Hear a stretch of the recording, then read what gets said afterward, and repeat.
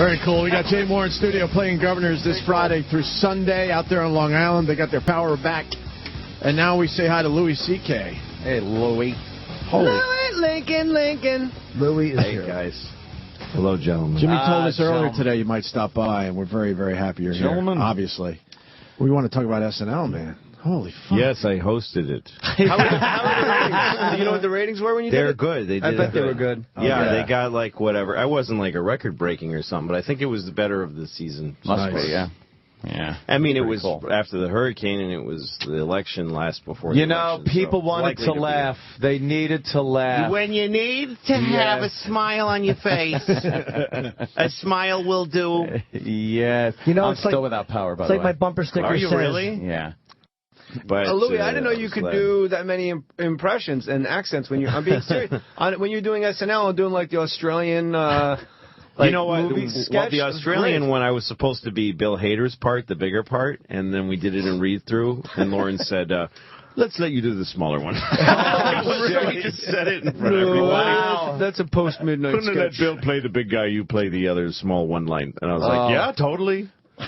Why, were you not nailing the accent? I wasn't nailing the accent. That's funny, is it, too, though? If you're not nailing the accent, it's kind of funny. I was good for one line, and then it started falling apart. Sounding like Irish or Mexican or something. Lauren protected you. Yes, he did. No, that's why I was You would have pleased. been out on the wire, and people would have been going, what is this, on the Internet. Exactly. Good for Lauren. That's right. No. What's your thoughts on Lorne Michaels?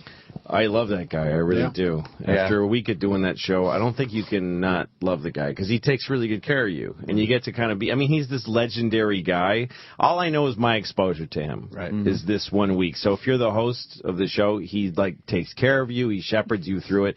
And he also, you get to have all these dramatic Lorne moments. Like there's things that are host-only moments. Really? That are so fun because like the last sketch of the show, there was supposed to be 2 more. And we only had room for, I was told by somebody, you're going to have to choose one sketch. Oh, wow. He'll leave it up to you because there's only one left. So then they take me into, somebody comes and gets me and says, come to the control room. This is while we're on the air, you know? Holy shit. And they go over there, and Lauren's waiting for me in the dark of the control room with his arms folded. And I go over. Petting a cat. Yes, that's what it was like. And he goes, he just says simply, you can have one. It's your choice. Like that. And I already knew holding a boy and a girl. I already knew what about it, but because he was making such I pretended I was like, oh, really thinking it out. Wow. Yeah, I knew I wanted to do that one. You should have said, yeah, I know. And then, somebody already told me. You don't even run this place anymore. You should have pointed to somebody in the control room and said, I'll have him. I'll take that one. I'll take that one. What was the other option? Sketch where I played John Tesh. Why'd you have to come on? I don't know. It was a tough choice because the John Tesh was really funny. It was a crazy bit. I ended up taking a chainsaw to a whole set and destroying a set with a chainsaw. Well, they should film that anyway. Throw it on the internet. They probably did a dress, right? They did it at dress and it did well. So maybe they said they throw might it up put there it out somewhere. That'd be nice. You probably chose, and they were like, oh. Well, I felt bad too because the kid in it, this guy Tim, he was playing Dave Tesh, my brother. I don't think there was really a Dave Tesh. And he was really funny, and he's new. So he would have gotten a big boost. But so was Kate, who was in the bar sketch. I just knew that if I licked her face on TV, it would get big laugh. That was great, dude. That was a fucking rolling, massive laugh, which you don't see on fun live TV that much. Yeah. Absolutely. That's a great, that was a lot of stuff goes by quickly. But that was a moment I was able to stop for. Really? Yeah. When I'm licking her face and people are going nuts and you're aware this is on live fucking television. Are you aware of that constantly, by the way? Not only a few moments, but that was one of them. Like, this is on TV right now that I'm doing this, and I can lick her face as long as I want, and they'd have to come and get me. And at one point, I got my nose in her mouth, and I decided my goal in my head is I'm going to try to get my whole head in her mouth. And I started pushing up into her mouth with my nose, and I felt her go because she was gagging on my nose. Dude, if she would have vomited on you, that would have been the greatest moment in live TV history. Amazing. But I started laughing right then, so I stopped. It was getting So I huge didn't wanna laughs crack up to that, though. I mean, every line was getting a laugh. It was, yeah. The open mouth kiss, which was a little obnoxious, got a huge laugh, and then right into the Right. Jimmy, you didn't see the monologue, right? We came into the dressing room. I watched it with so That's the first thing Jay said when Lou walked in. Just an amazing one of the monologue. best ever. Because one of the best ever. Jay. Wow. From being on the inside, what people don't realize is for some reason it's what they work on last. Like you get like Sally Field, and all day you practice sketches, and then like on Saturday they're still trying to bang out a monologue like at 4 in the afternoon. And for some. And how good is, That's why the monologue always it's always terrible. Well, it's like, really hey, important. waka waka. You realize when you do it how important it is, because you get I never thought of this. I always thought of each sketch as its own compartmentalized thing. But when you host the show, they need to hook into you as a person. Because when you're in the sketches, whether you're playing whatever mountain man or whatever it is, they have to like you to get into the sketch. I didn't think of that. Yeah, so that opening's pretty important. Yeah, to kind of. Yeah, I mean, in the dress rehearsal, the monologue I did like twice the amount so they could look at it all and decide what to do. And it went well. But then the first sketch I did after the monologue was a sketch that didn't air.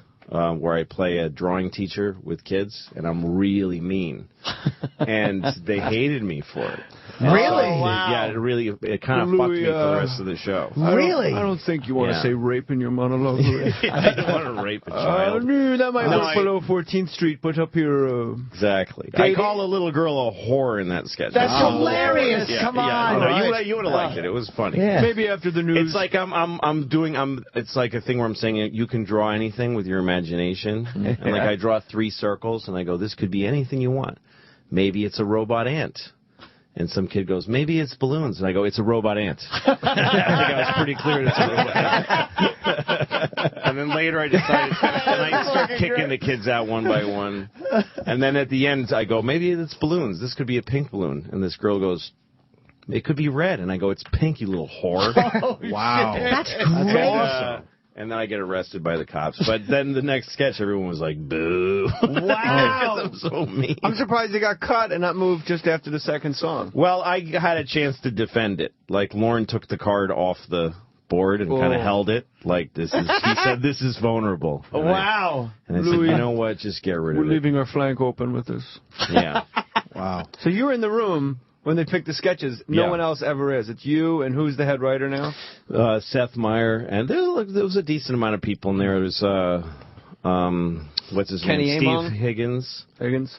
And a few other people whose names I didn't know. Were there sketches that got picked that you went, whoa, I'm not sure why? No, I mean, the read-through was really strong. Yeah. There was a lot of good material, so I liked everything they picked. There was only 2 bits that I hated that I just don't like personally, and the thing you learn after a long time is you don't have to fight stuff right when you see it. Yeah. Sometimes things get taken care of on their own, and if you fought them and then, you know what I mean? So there was 2 sketches I never liked. They were on the board. And I didn't say a word about them. You mean they were on the board? Yeah. Okay. And then after Dress, they got cut. And were you happy? It didn't matter. That. Very happy. I only torpedoed 1 sketch, and I felt bad because the writer was a nice guy, and he was sitting right there, and I was saying, this is not that funny. It's not satisfying. Like, I fought against one. What was it? It wasn't on, so... But you had to actually come out and say, like, I guess... The only one that I said something about, because I just didn't... I didn't think I was doing a good job of it, too, so... What was the gist of the one you torpedoed? I don't know. The guy's a nice guy. I don't want to fuck his life up. Right. Yeah. I want to ask you I want to ask Lou what he was thinking right before they introed you. Yeah, your heart must have been racing. Yeah, what goes through your fucking mind? Well, it's really emotional, because it's a whole week, and everything I've ever done that's new, I always go through. What did I draw? Water. Jimmy knocked his water over. Jimmy has to go, As you do. As Lou is trying to open up his fucking heart for everybody. No, thank God. I don't know. Don't worry about what fell. Who gives a fuck? It's just a remote. It's hilarious. So you're a bunch of jerks. So you're waiting to go on. Emotional click.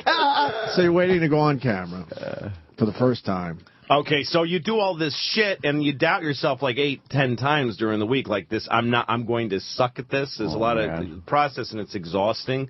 And then you finally get to you're standing behind this door and the music's playing and there's Don Pardo's voice saying, you know, and there's this woman named Jenna who's the stage director and she's getting ready to, you know, she's really serious and counting down. Oh, shit. That's the worst. And I said, Jenna, like I was urgent. I said, Jenna. And she goes, what? And I scared the shit out of her because we're 2 seconds to me going out. You can't do anything. And I'm talking to her like there's a problem. And she goes, what? And I said, I'm hosting Saturday Night Live. Nice. And she goes, yes, you are. And then she pushes the door asshole. open. That's awesome. But that's how I felt. Like I mean, because I'm 45 now, so... anything that you let go past without enjoying it, you're a real turd. Right. You feel like an asshole. Right. So she's standing there. I wanted to tell somebody, I'm fucking doing this right now. That's so fucking So cool. I came out, I was really emotional and I was really happy. Right. When I came out. That's awesome. You change, like, being 45, you're saying, like, you want to enjoy everything as you're doing it, because it's, like, sometimes with an experience, it's, like, so fucking tense and nerve-wracking, you don't even enjoy it. You just, you're like, okay, I'll look back on this and it will be fun, instead of fucking liking enjoying it the while moment. You have to stop and go, I may never do this again. It's amazing I'm getting to do this. Yeah. Did you feel totally prepared after a week? Did you feel like, okay, I'm good? I don't feel not completely. And I was so excited. It's not a helpful emotion to be happy. Yeah. Because I sputtered the first few lines of the monologue. I was too excited. And it fucked me up. Because, like, the first joke I said was, the power's back on, so we can go back to using way too much electricity. And I've done this before. I was so excited that I'm trying to say everything too soon. So I said, the power's back on, which means we can use way too much electricity. Because the word way was the first laugh. Right. So I said way like 6 times before it was time to say it back on because I was too happy. Yeah. You said curds. Curds, way. And it got nothing. And I rushed past it because it didn't get a laugh to the next thing. Wow. But and I'm on fucking live TV, so you're thinking you fucked up the first joke. And now you're subsequently fucking up the second one. And this could be a black hole that sucks the entire monologue in it. Unless you know when they burn forest to stop a forest fire? Yeah. You've got to get a firewall in here somewhere. Right. I was having that thought somewhere in the I know monologue. where your firewall was. Where was it? Because when an old lady falls down and you see her inappropriate parts? Yes, that was the firewall. the exact moment where everybody went, fuck, okay, everyone got off the hook. Yes. That was it, right? That was the first laugh that made me feel normal. Yeah. And then I was you like, settled I'm right gonna in. be okay. You settled It was right so in. goddamn funny, that story. Yeah. Did they Thanks, talk to you about not breaking the fourth wall? Because I'm always amazed no one on SNL ever breaks that wall. You mean during the sketches? Yeah. Did they say to you, don't do it? Or does it just... Why would you look at the fucking camera in the middle of the sketch? No. No, but I mean, nobody even does it, ironically, if something bombs. Like, nobody does it. I did a little bit with the mountain sketch. Yeah. Because I fucked up so many things. A couple times you broke the wall. I made so many mistakes because there was all these marks I was supposed to hit. And every time we rehearsed it, I didn't go to any of them. And then they would say really nicely, we have no shots if you don't move. The whole shot, it was like a big master. They needed me to move down. One shot. The whole sketch, now that I think about it. Yeah, because if I had moved, they would have had a better shot. So no one had any coverage. They wrote it on the cards in huge letters. They wrote step down. Oh, wow. And they said, we're going to do this for you so you don't have to worry about it. And I was like, no, that's cool. I'll see that.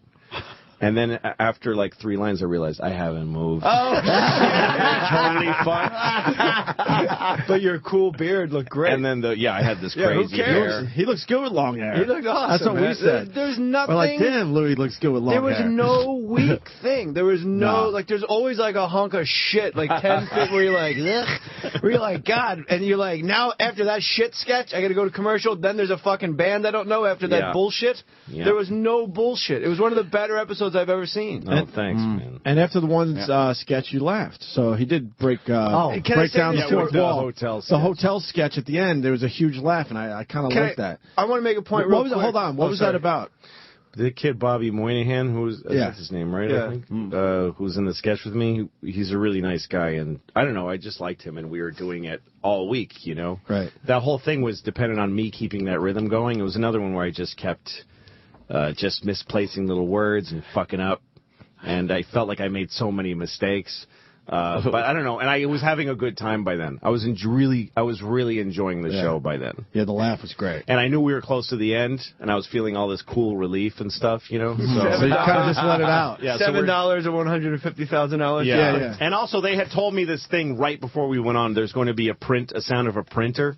And you're going to hear it jam, and then that's when you say it jammed. And I couldn't hear it. I couldn't hear anything. Oh, shit. It was on the air, but I couldn't. I was just standing there waiting, and there was like this long pause on fucking live television. And so I just picked a moment to say the printer jammed, and then we went away with really no laugh at the end. So I'm just pounding on this fake keyboard, and I looked at Bobby, and we both just started crying. I liked it. It was a real moment. Let me just say this real quick. Whenever a comic that we kind of know or know of hosts SNL, all of us in this room, and you have to fucking admit it, a part of you roots against the fucking guy. Holy shit. Louis is the only guy in my lifetime that walked through those doors, and I was with him.